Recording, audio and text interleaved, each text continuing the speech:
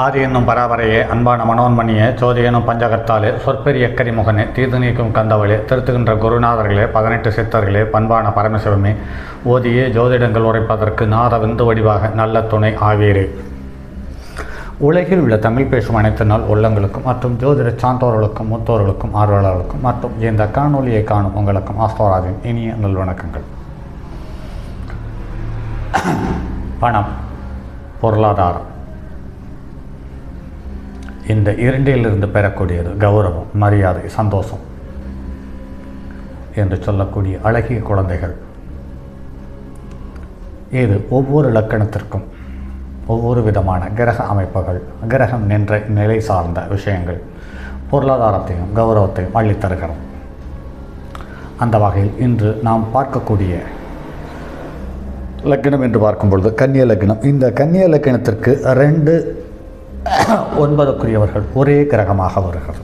ஆக இந்த சுக்கிரன் இந்த லக்னத்திற்கு எங்கு நின்றால் யோகத்தை தந்து விடுவான் என்பதை கருத்தில் கொள்ளலாம். பூமியில் ஜனித்த அனைவரும் பணம் என்ற ஒன்று அதிமுக்கியமாகிவிட்டது. சமூகத்தில் மரியாதையுடன் வாழ வேண்டுமா, நல்ல உடல்நிலையுடன் வாழ வேண்டுமா, சொகுசுடன் வாழ வேண்டுமா, அரசாங்க பதவி வேண்டுமா, அரசியல் தலைவராக வேண்டுமா, அயல் நாட்டை சுற்றி பார்க்க வேண்டுமா, பெரிய பொறுப்பு வேண்டுமா, பங்களா வேண்டுமா, வாகனம் வேண்டுமா, திருமணம் நல்ல இடத்தில் அமைய வேண்டுமா, இது போன்ற அனைத்து கேள்விகளும் ஒரே ஒரு காரணியால் முடிவு செய்யப்படுகிறது.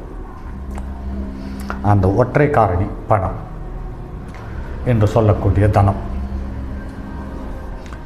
ஆக இது எல்லாவற்றையும் பணம் கட்டுப்படுத்துகிறது என்பது இயல்பான மனிதர்களுடைய தகவல். அந்த வகையில் நாமும் அந்த வழியில் கொஞ்சத்தோடு பயணிப்போம்.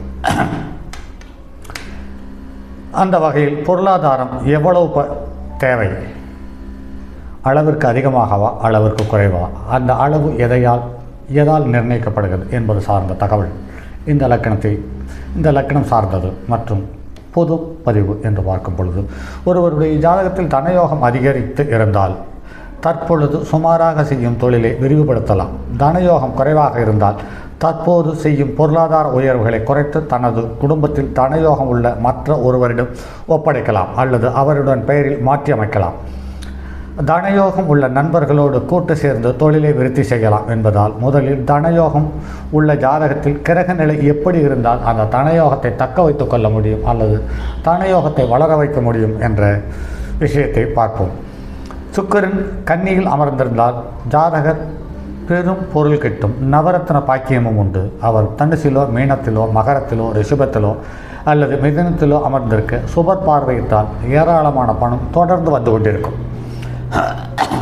ஆனால் லக்கணத்தில் சுக்கிரன் இருக்கும் போது அந்த வரவில் ஒரு கசப்பும் ஒரு கருப்புள்ளியும் மறைந்திருக்கும். இவருக்கு பணம் வந்த விதம் நமக்கு தெரியாதா என்ற ஒரு ஏளனமும் அங்கே தொக்கி நிற்பதை காண முடியும்.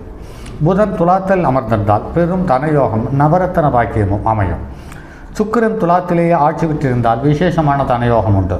சுக்கிரன் தனுசில் அமர்ந்திருந்தால் விசேஷமான தனயோகம் உண்டு. சுக்கிரன் தனுசில் அமர்ந்திருந்தால் பூமியால் பெரும் யோகமும் அது சார்ந்த விஷயத்தில் வரக்கூடிய கௌரவமும் மரியாதையும் அதிகப்படுத்துவதற்கான சந்தர்ப்ப சூழ்நிலையை உண்டு பண்ணும். பொதுவாகவே சுக்கிரனும் சந்திரனும் 4ஆம் இடத்தில் திக்பலம் பெறக்கூடிய அற்புத தகுதியை கொண்ட ஒரு கிரகம். அந்த சுக்கிரன் 4ஆம் இடத்தில் அமரும் பொழுது பெண்கள் சம்பந்தப்பட்டது, ஆண்கள் சம்பந்தப்பட்டது, அதாவது தந்தை வழி சொந்தங்கள் சம்பந்தப்பட்டது அனைத்து விதத்திலேயும் பொருளாதாரங்கள் வந்து கொண்டிருக்கும். இதில் 4ஆம் இடத்திற்கு வீடு கொடுத்த குரு நல்ல நிலையில் அமர்ந்து அல்லது நல்ல கிரகத்தினுடைய சாரம் பெற்று அந்த சுக்கிரனை பார்க்கும் பட்சத்தில் இவர்களுக்கு கொலஸ்ட்ரால் சம்பந்தப்பட்டது தனக்கு மூத்தோர்கள் மூலம் சின்ன சின்ன சங்கடங்களும் பிரச்சனைகள் உருவானாலும் கூட பொருளாதாரம் என்ற வகையில் பார்க்கும் பொழுது வெள்ளித்தட்டில் பாலெண்ணம் சாப்பிடக்கூடிய தகுதியை தந்து நவரத்ன யோகத்தையும் தந்து விடுகிறது என்பது நடைமுறையில் பார்க்க முடிகிறது. கன்னியில் சனீஸ்வரரும், தனுசில் சந்திரனும், மீனத்தில் செவ்வாயும், மிதனத்தில் சூரியனும் அமர்ந்திருக்க வேறு எங்காவது ஒரு வீட்டில் குரு, சுக்கிரன், புதன் கூடியிருந்தால் பெரும் பணக்கார யோகத்தை அள்ளி தந்து விடுகிறது. இது எந்த காலகட்டத்தில் என்று பார்க்கும் பொழுது சுக்கிர திசையில், புதன் புத்தியில், செவ்வாய் புத்தியில், செவ்வாயினுடைய அந்தரத்தில் புதன் திசையில் சுக்கிர புத்தியில் செவ்வாயினுடைய அந்தரத்தில், சந்திர திசையில் புதன் புத்தியில் சுக்கிரனுடைய அந்தரத்தில், செவ்வாய் திசையில் சந்திர புத்தியில் புதனுடைய அந்தரத்தில், இப்படி ஒன்றுக்கொன்று இசைவாக அமையக்கூடிய தன்மையுள்ள கிரகங்களினுடைய தசாபுத்தி அந்தர காலங்களில் செல்வாக்கு மிதமிஞ்சி போய்விடுகிறது என்பதை நடைமுறையில் பார்க்க முடிகிறது. புதன் மிதனத்திலோ கன்னியிலோ தனுசிலோ அல்லது நீச்சபங்கம் பெற்று மீனத்திலோ அமர்ந்திருக்கும் பட்சத்தில் பெரு செல்வாக்கு வருகிறது. ஆனால் அதோடு சேர்ந்து நரம்பியல் சம்பந்தப்பட்ட தொந்தரவும் வருகிறது, தோல் நோயும் வந்து விடுகிறது என்பது நடைமுறையில் பார்க்க முடிகிறது. துலாத்தில் சுக்கிரனும் சந்திரனும் கூடி இருந்தால் குபேர சம்பத்து உருவாகும். சுக்கிரன் கடகத்திலும் சந்திரன் ரிஷபத்திலும் உச்ச பலத்துடன் இருந்து அமர்ந்திருக்கும் பட்சத்தில் பெரும் தன யோகம் உண்டு. அதே சமயத்தில் இவர்களுக்கு நீரிழிவு சம்பந்தப்பட்ட நோயையும் தந்து அங்கத்தில் குறைபாடுகளை உற்பத்தி செய்து நிம்மதியை கெடுத்து விடுகிறது. ஒரு பக்கம் பணம், இன்னொரு பக்கம் உடல்நலம். இந்த இரண்டில் ஏதோ ஒன்றுதான் கிடைக்கிறது சுக்கிரனும் சந்திரனும் சேரும் பொழுது.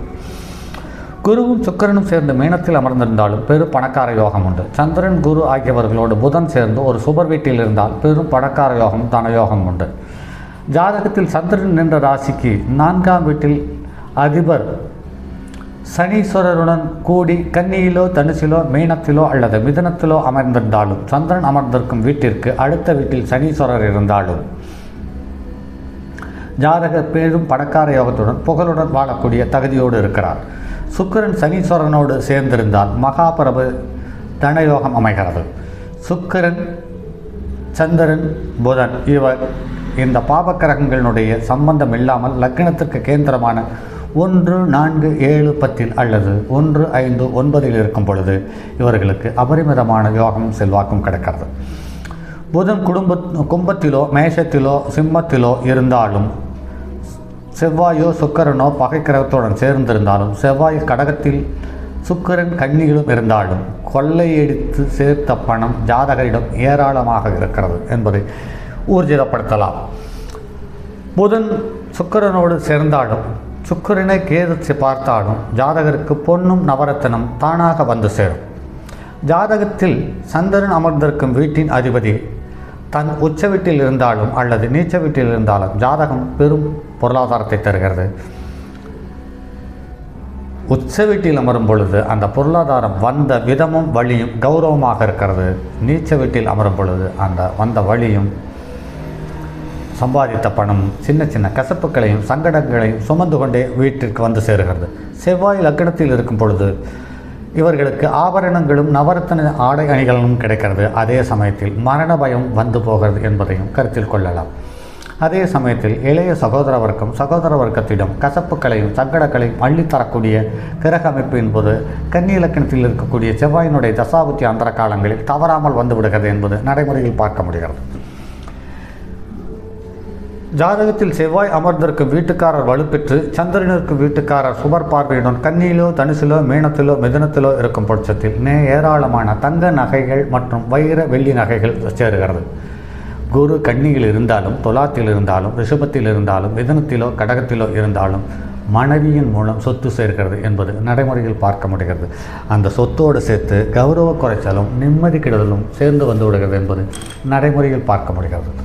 ஆக கன்னி இலக்கணத்தில் இந்த செல்வாக்கு கௌரவம் மரியாதை என்று எல்லாம் இருந்தாலுமே கூட அவர்களுடைய மனம் ஏதோ ஒன்றை தேடிக்கொண்டே இருக்கும் என்பதில் நடைமுறையில் நிறைய ஜாதகங்களில் பார்த்துவிட்டோம். அந்த வகையில் கன்னி இலக்கணத்துக்காரர்களுக்கு செல்வாக்கு கௌரவம் வெளிவட்டாரத்தில் பெரிதாக ஈடுபடுமே ஒழிய அவருடைய ஜாதகனுடைய மனதில் தேடல் இருந்து கொண்டே இருக்கும். அதே சமயத்தில் அவர் அந்த பொருளாதாரத்தை வைத்து தன்னிறைவு பெற்ற வாழ்க்கையை வாழ்ந்து முடிப்பதில்லை என்பதை நடைமுறையில் பார்க்க முடிகிறது. அதே சமயத்தில் இந்த பொருளாதார செல்வாக்கு சேர்ந்தாலுமே கூட கன்னி இலக்கணத்துக்காரர்களுக்கு தன்னுடைய குழந்தைகளே எதிரிகளாக மாறுவதால் அந்திம காலம் கர்ண கடூரமான நெருக்கடி சூழ்நிலையோடு கடக்க வேண்டிய துர்பாக்கிய நிலைக்கு இந்த ஜாதகர் தள்ளப்படுகிறார் என்பது நடைமுறையில் பார்க்க முடிகிறது. சரி நண்பர்களே, மற்றும் அடுத்தது ஒரு பதிவில் சந்திப்போம். அதுவரை உங்களிடமிருந்து விடைபெறுவது உங்கள் அன்பு நண்பன் எம் ராஜரத்தினம்.